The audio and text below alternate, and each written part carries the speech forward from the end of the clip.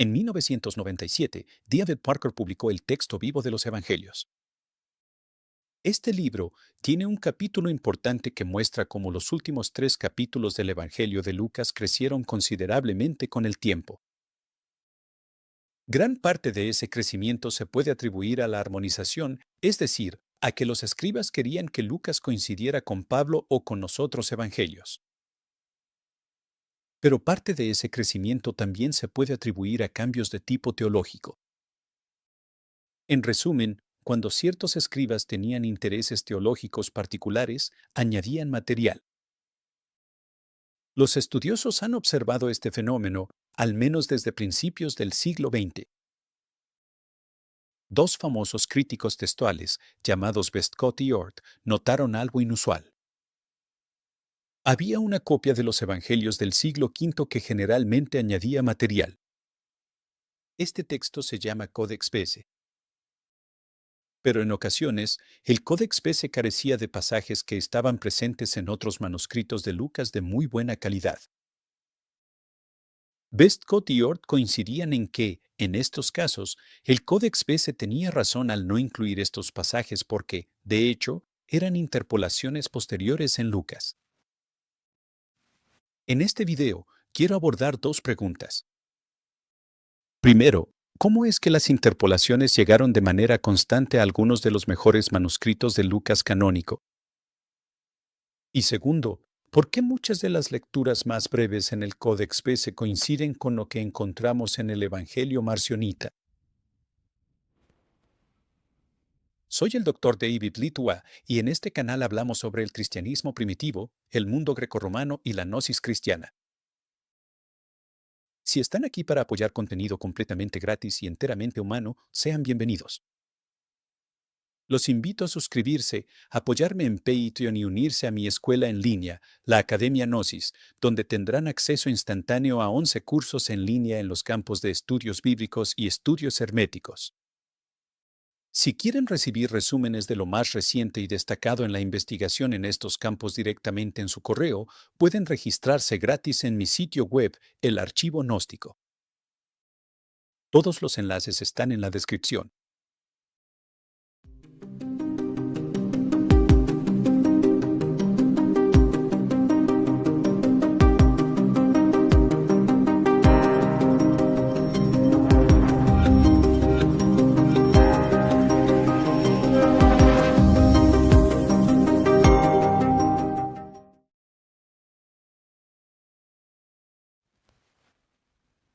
Según el Evangelio canónico de Lucas, capítulo 5, versículo 39, Jesús dice que nadie que bebe vino añejo quiere vino nuevo, porque el añejo es mejor.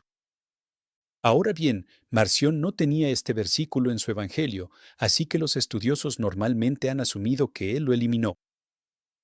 Y se preguntarán, ¿por qué lo quitó? Bueno, aquí es donde tanto los académicos como los cazadores de herejías hacen el mismo tipo de ingeniería inversa. Intentan leer la mente de Marción, basándose en lo que creían saber sobre la teología de Marción. Pensaban que Marción quería deshacerse del Antiguo Testamento. Así que asumieron que quería deshacerse del vino añejo en este pasaje. Pero Marción nunca dijo qué significaba el vino añejo para él, si es que significaba algo. De hecho, puede que nunca lo haya leído en su versión del Evangelio. Son solo los intérpretes posteriores quienes intentan llenar los huecos, asumiendo que Marción nos editó. Pero hoy en día es bien sabido que el Evangelio marcionita está repleto de material judío, con decenas de citas de las escrituras judías. Evidentemente, Marción no estaba tratando de deshacerse del vino añejo. Pero los críticos textuales notaron algo sorprendente. El texto marcionita no era el único que carecía del dicho sobre la superioridad del vino añejo. Este dicho también faltaba en el Codex Bese y en muchas copias de la Vetus Latina de Lucas. Además, dos padres de la Iglesia claramente ortodoxos, a saber, Ireneo y Eusebio, dan testimonio de que el dicho sobre el vino añejo también faltaba en su copia de Lucas. Los críticos ya no podían decir que Marción omitió el versículo por razones teológicas, porque a textos y autores católicos también les faltaba ese versículo. Y los críticos tampoco podían concluir que estos escribas y autores católicos dependían del texto marcionita, porque sabemos que estos escribas y autores odiaban a Marción y querían destruir su texto y borrar su recuerdo. Entonces, ¿cómo se omitió este versículo? Bueno, para mí, estamos haciendo la pregunta equivocada. La pregunta más razonable sería si ese dicho realmente formaba parte de la primera edición de Lucas anterior al texto canónico que leemos hoy. Personalmente, no creo que Lucas 5:39 estuviera en esa primera edición. Creo que fue añadido por un editor canónico. ¿Por qué un editor canónico añadiría este versículo en algún momento del siglo segundo? Pues podríamos jugar el mismo juego que los demás y hacer ingeniería inversa. Sabemos que los primeros católicos usaron la antigua tradición judía para legitimar su propia autoridad y la historia de su propia religión. También sabemos que el editor de Lucas canónico añadió decenas de pasajes importantes para conectar a Jesús con la historia de la salvación judía y con el Antiguo Testamento en general. Era lógico que el propio Jesús aprobara un vino más añejo y superior que representara la tradición judía. La verdadera pregunta es, ¿qué teoría explica mejor por qué algunos manuscritos católicos antiguos no tienen este dicho del vino añejo, coincidiendo con el texto marcionita? Mi teoría, aunque no fui el primero en formularla, es que el dicho del vino añejo faltaba en algunos manuscritos católicos porque también faltaba en la primera edición de Lucas, la copia original a la que he llamado el prototipo. Y es el Evangelio marcionita el que mejor representa a este prototipo. Es un texto más breve. Está menos pulido. Es más tosco. Si ese prototipo correspondía a la primera edición de Lucas, es lógico que influyera en manuscritos posteriores del texto canónico. Déjenme darles otro ejemplo. La segunda mitad de Lucas 22:19 parece ser una interpolación en el texto original de Lucas. Este es el pasaje sobre la última cena. Al principio, Jesús toma un pan y cuando da gracias, se lo da a sus discípulos diciendo, Este es mi cuerpo. Pero en el Codex Bese, la tradición de la Vetus Latina y el Evangelio marcionita, Jesús no dice que su cuerpo sea entregado por ustedes ni dice, hagan esto en conmemoración mía.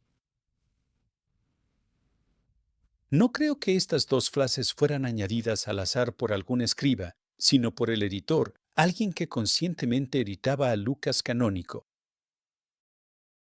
Si estas frases fueron añadidas después, sabemos exactamente de dónde provienen.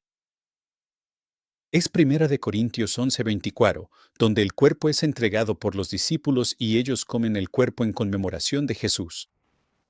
Por tanto, la teoría es que un editor hizo algo muy común en la antigüedad. Armonizó Lucas con Pablo, o completó el texto del Evangelio con la ayuda de Pablo, para que la tradición de la última cena del Señor se viera casi o más o menos idéntica al leer Lucas y Pablo. Interpolar Lucas de esta manera habría sido lógico, porque los primeros católicos consideraban que el autor de Lucas era discípulo de Pablo, y por supuesto, el discípulo debía estar de acuerdo con su maestro. Aquí es importante citar las opiniones de dos críticos textuales. David Parker, en el texto vivo, concluye que, debido a que la tradición del cuerpo y la memoria en Lucas 22:19 armoniza con la tradición paulina, no era original. Y un favorito de muchos de ustedes, Bart Ehrman, concluyó que el autor original de Lucas no creía en la teología de la expiación, pero que escribas posteriores añadieron el lenguaje de la expiación, el cuerpo entregado por los discípulos. La teología posterior de la expiación y la conmemoración fue añadida por alguien que, una vez más, quería armonizar Lucas con Pablo.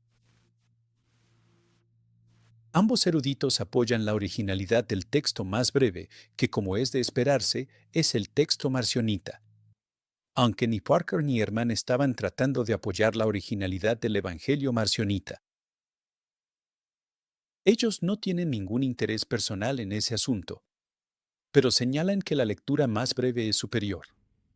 En este caso, coincide con el Evangelio marcionita. Pero en mi opinión, difícilmente es una coincidencia que la lectura superior y más breve de 22:19 también sea la marcionita. Ahora pasemos a otro ejemplo. En mi opinión, es muy probable que Lucas 22 del 43 al 44 también sea una interpolación en el texto original de Lucas. Estos versículos narran cómo un ángel se le apareció a Jesús en el huerto de Getsemaní y el conocido episodio en el que Jesús suda sangre. En un video anterior, argumenté que el papiro 69 es un testigo, quizá el único que tenemos, del Evangelio marcionita. Y este papiro no tiene al ángel ni el sudor de sangre en esta escena. Así que, de nuevo, de ser cierto, el texto marcionita es el texto más breve y, en mi opinión, probablemente el más original. Pero aquí debemos observar que padres de la Iglesia primitiva como Clemente de Alejandría y Orígenes indican que el ángel y el sudor de sangre no estaban en su texto. Así que no es una lectura exclusivamente marcionita. De hecho, aparece en muchas copias no marcionitas del Evangelio. Incluso, es bastante común verla entre corchetes en ediciones modernas. Estos manuscritos no marcionitas incluyen el papiro 75, uno de los papiros más antiguos que tenemos de Lucas, y un corrector del Códice Sinaítico, el famoso códice que se utiliza en la elaboración de prácticamente todas las Biblias modernas. Aquí nuevamente, todos estos manuscritos católicos, algunos de ellos antiguos, otros bastante tardíos, no están recurriendo a un texto marcionita para omitir al ángel y el sudor como gotas de sangre de esta escena. Más bien, están representando fielmente la primera edición de Lucas, la edición más breve, que también fue la fuente del texto marcionita. En la primera edición de Lucas, Jesús está tranquilo y sereno mientras se prepara para su arresto. Él no necesita que un ángel le dé fuerzas. No está angustiado al grado de sudar sangre. El editor canónico añadió al ángel y el sudor como gotas de sangre para enfatizar la humanidad de Jesús. Pero en otro ejemplo, el texto marcionita hace algo distinto. De hecho, tiene una versión más larga del texto. Me refiero al Evangelio, capítulo 23, versículo 2, donde los líderes judíos acusan a Jesús ante Pilato. Dicen en el Evangelio que Jesús había estado destruyendo la ley y los profetas. Esta es la lectura marcionita. En mi opinión, esta línea no fue añadida por Marción. Más bien, fue eliminada del Lucas canónico, y creo que con buena razón, ya que el editor lucano se oponía firmemente a la idea de que Jesús alguna vez destruyera o siquiera quisiera destruir la ley y los profetas. Eso habría sido impensable para él. Jesús tenía que cumplir la ley y los profetas, según Mateo 5:17. Así que incluso la acusación puesta en boca de los enemigos de Jesús tenía que desaparecer. Pero ¿cómo sabemos que Jesús destruyendo la ley y los profetas formaba parte de la edición original de Lucas? Creo yo que lo sabemos, porque esta línea sobre Cristo destruyendo la ley y los profetas también aparece en manuscritos no marcionitas, muchos en la tradición de la Vetus Latina, e incluso en algunos manuscritos de la Vulgata, que es la revisión posterior de la Vetus Latina, hecha por Jerónimo. Y ciertamente, para cuando llegamos a la Vulgata, a fines del siglo IV y principios del V, estamos en una época en la que ya no existían manuscritos del Evangelio marcionita. Habían dejado de copiarse y ya no estaban disponibles. No es que los escribas católicos primitivos estuvieran tomando el texto de Marción, de hecho, nunca habrían hecho algo así. En este caso, esa explicación simplemente no funciona. No estamos afirmando que estos escribas de habla latina, de alguna manera, se les haya ocurrido agregar una línea del Evangelio de Marción. Eso simplemente no tiene sentido en varios niveles. El Evangelio marcionita ni siquiera estaba disponible. Recordemos que los primeros católicos odiaban a Marción, así que no iban a hacer eso. Entonces, ¿cómo fue que este versículo sobre Cristo destruyendo la ley y los profetas en realidad llegó a los manuscritos de Lucas canónico? Pues probablemente no fue añadido por ningún marcionita. Es decir, regularmente se les acusaba de quitar material, no de agregarlo. Probablemente lo que pasó es que este versículo sobre Cristo destruyendo la ley y los profetas aparecía en la primera edición de Lucas y que restos de esa primera edición o recuerdos de ella sobrevivieron en la tradición manuscrita católica. Estos resultados son muy importantes para entender la Biblia, porque hay muchos casos en los que parece que se añadió material a Lucas canónico y los interpoladores son todos escribas o editores católicos tempranos que intentan armonizar Lucas con otros evangelios y contar una mejor historia. David Parker muestra que alrededor de 40 de 167 versículos en los últimos 3 capítulos de Lucas muestran indicios de que el texto fue ampliándose. Por ejemplo, el sudor de sangre fue añadido, el ángel que da fuerzas a Jesús fue añadido. Impactante. Pedro corriendo al sepulcro fue añadido. Otra escena impactante. Pedro llorando después de su negación probablemente también fue añadido. La costumbre de liberar a un hombre en la Pascua también fue añadida. La corona de espinas, añadida. La piedra en la tumba que las mujeres no podían mover, añadida. Ahora, Parker atribuye este crecimiento a escribas posteriores, pero yo creo que al menos parte de ese crecimiento se puede atribuir al editor canónico que conscientemente creó o editó a Lucas canónico. Después de todo, cuando tenemos este tipo de ampliaciones tan extensas, es más probable que un editor haya intervenido de manera constante para tratar de mejorar la historia. Es más difícil imaginar que docenas de escribas, individualmente, hayan intervenido en el texto en diferentes momentos y por diversas razones hayan hecho todas estas ampliaciones. Una y otra vez, Parker demuestra que el texto más breve de Lucas es el que debe preferirse como representante de las intenciones de Lucas y el texto marcionita es ese texto más breve.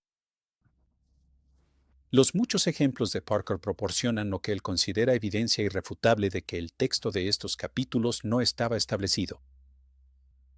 A principios del siglo II había una tradición sobre ampliar el texto. Según Parker, estamos acostumbrados a asociar las adiciones legendarias con los evangelios apócrifos. Pero aquí, en este caso, encontramos varias de ellas apareciendo en el Lucas canónico.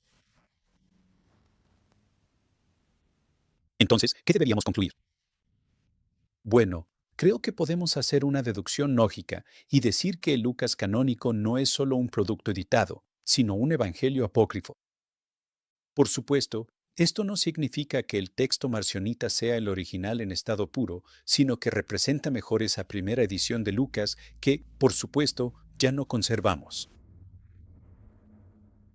Hasta que los estudiosos se den cuenta de este punto, creo que seguiremos malinterpretando la intención del autor original de la primera edición del Evangelio. Este autor probablemente fue un escritor de fines del siglo I o principios del segundo, escribiendo en una época anterior a las divisiones entre católicos y marcionitas. No sobreviven manuscritos completos de su obra. Tampoco existen autógrafos de ningún libro bíblico. Y ciertamente, nuestros manuscritos no se remontan a principios del siglo II, a pesar de lo que algunos afirman. Para concluir, ¿por qué algunos manuscritos católicos tienen la misma lectura más breve y, al menos en un caso, más larga que el Evangelio marcionita? Pues probablemente no fue porque estaban tomando prestado de la versión marcionita. Es porque el Evangelio marcionita se remonta, en un gran árbol genealógico, a la edición más temprana y que los manuscritos católicos posteriores también usaban o recordaban selectivamente esa edición temprana. Y por eso encontramos variaciones en el texto de Lucas canónico actualizado. Hubo una primera edición del Evangelio, un prototipo, mejor representado por el texto marcionita. Y luego, en algún momento a principios del siglo segundo, se amplió. Y la segunda edición fue muy popular. Pero la primera edición no desapareció del todo, ni tampoco el recuerdo de ella. Así que cuando los escribas copiaron el Lucas canónico durante siglos, a veces tenían una lectura de esa primera edición, una edición que eventualmente desapareció. Y es por eso que algunos manuscritos católicos se parecen mucho a los manuscritos marcionitas. No son manuscritos marcionitas, pero selectivamente conservan lo que Marción difundió, porque se remontan a un arquetipo común, el Evangelio prototipo. Y así llegamos a una ironía en la crítica textual. Algunos de los mejores testigos del Evangelio marcionita son en realidad manuscritos católicos de Lucas canónico. Estos no eran manuscritos aislados, ni pretendían representar el Evangelio marcionita. Desafortunadamente, no podemos tomar todas las lecturas variantes que encontramos en los manuscritos católicos y decir que representan el texto marcionita. No es tan simple. Es mucho más complejo. Los manuscritos católicos son todos mezclas contaminadas de lo que he llamado la primera y la segunda edición de Lucas canónico y además incluyen todo tipo de cambios hechos por los escribas. Como se pueden imaginar, después de siglos de transmisión, no queda claro si una lectura variante en un manuscrito se remonta a la primera edición, a principios del siglo segundo, o a algún momento mucho más tardío. De hecho, necesitamos el texto marcionita, que podemos fechar en los años 140, para decirnos qué es lo que probablemente había en esa primera edición. Luego podemos confirmar lo que estaba en la primera edición, cuando las lecturas variantes católicas coinciden por casualidad con el texto marcionita. Sé que todo esto probablemente es bastante denso para muchos de ustedes. Si no entendieron todo, regresen, vuelvan a escuchar y hagan preguntas en los comentarios. Y como siempre, si les gustó este video, por favor compártanlo, suscríbanse y manden el enlace a sus amigos. Muchas gracias por su atención y cuídense.